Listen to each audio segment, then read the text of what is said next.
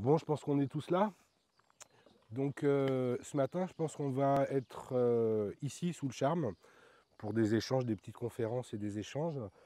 Et j'ai demandé à Lilian de refaire un petit peu ce qu'il avait fait il y a quelques années sur l'histoire de la philosophie des sciences et le regard, notamment dans le monde occidental, des humains sur le vivant et la relation avec le vivant.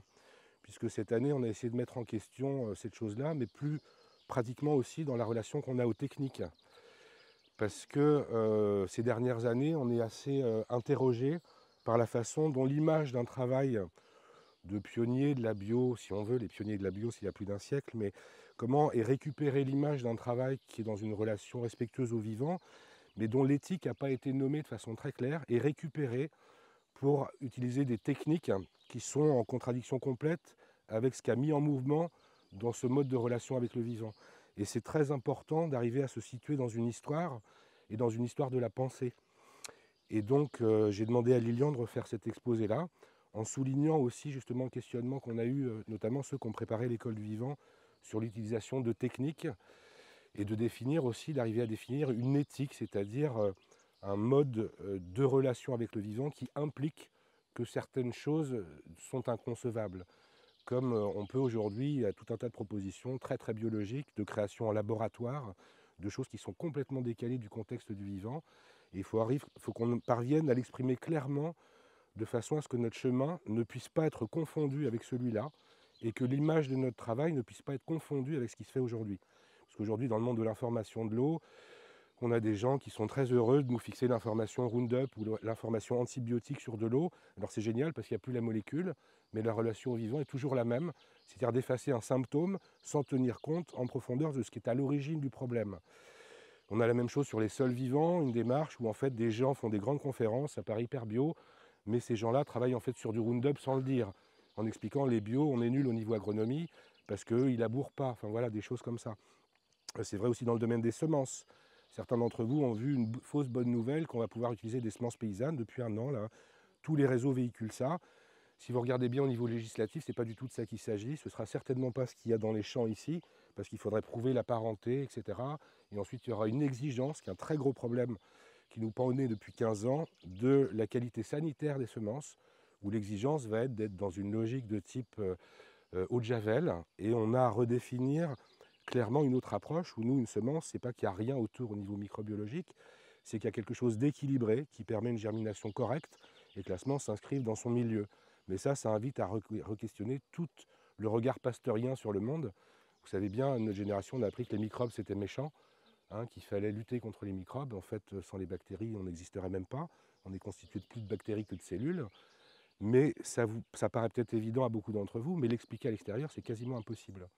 Alors heureusement, on est aussi de lien avec la recherche scientifique, et Lilian va en parler, qu'on essaye de repositionner. On fait des parallèles et des liens, notamment avec l'équipe de Véronique, d'autres, sur la microbiologie des levains, etc. Et on essaye de mettre en valeur cette relation au vivant où notamment la bactérie n'est pas l'ennemi à abattre, mais le fondement même de la vie. Et évidemment, ça bouleverse complètement notre regard. Maintenant, il y a, pour finir cette chose-là, un peu partout dans le monde, il y a eu des mouvements de réaction, notamment de communautés paysannes, par rapport au regard et à la technique occidentale, qui est extrêmement destructrice. Et chez nous en Occident, alors qu'on est à l'origine de ce qui dévaste en fait un peu le monde aujourd'hui, il n'y a plus de collectivité paysanne qui peut parler dans un nom collectif, commun. On ne peut même pas protéger nos semences en disant, ben voilà, on est, je sais pas moi, les Indiens du pays de Redon, les blés du pays de Redon, on doit pouvoir garder le droit d'usage. Il sait quelqu'un les prend pour bidouiller des trucs, il doit nous demander notre avis. On ne peut même pas faire ça.